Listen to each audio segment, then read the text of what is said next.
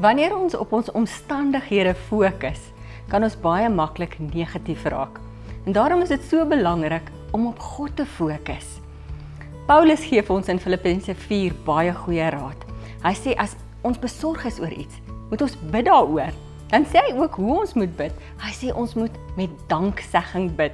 So ons moet onmiddellik God vertrou dat dit waarvoor ons gevra het, dat hy dit vir ons sal gee, uitkoms sal gee.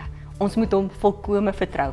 Maar dan gaan Paulus nog verder en hy sê, dan moet ons fokus op die mooie in die lewe. Dit wat waar is, dit wat edel is, dit wat prysenswaardig is. Daarop moet julle fokus wees. Dit staan in Filippense 4. Hierdie is 'n wonderlike 3-stap resep wat Paulus vir ons gee om positief te wees. Het jy geweet wat 'n invloed jou denke op jou liggaam het? Nuutste navorsing toon dat as 'n mens die woord nee vir minder as 'n sekonde voor iemand flits, terwyl hy 'n breinskandering kry, dan wys daardie breinskandering dat daai persoon onmiddellik streshormone vrystel, wat sy logika aantas, wat sy spraak aantas, wat hom angstig maak, wat hom mense minder laat vertrou. Kan jy dit glo? Net deur die woord nee vir minder as 'n sekonde voor iemand te flits.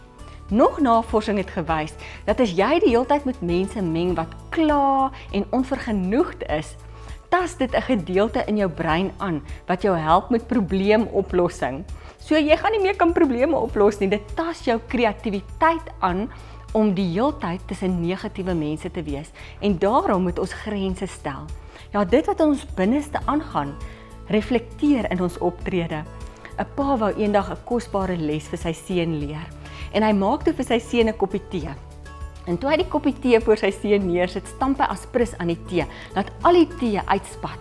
En hy sê vir die seun, nou wat het uit die koppie gekom? En die seun is so half verbaas en hy sê vir sy pa, tee natuurlik. En die pa sê, wat waar is van hierdie koppie tee, is waar van jou lewe. Dit wat binne is, as jy bietjie gestamp word, as jy bietjie druk in jou lewe ervaar, dan kom dit wat binne is, bo uit jou mond uit, by jou dade uit. Amper soos 'n tomatiesausbottel wat mens druk, en dan spuit dit bo uit. So daarom moet ons so versigtig wees wat ons dink. Paulus sê dat ons moet elke gedagte gevange neem en dit aan Christus onderdanig maak.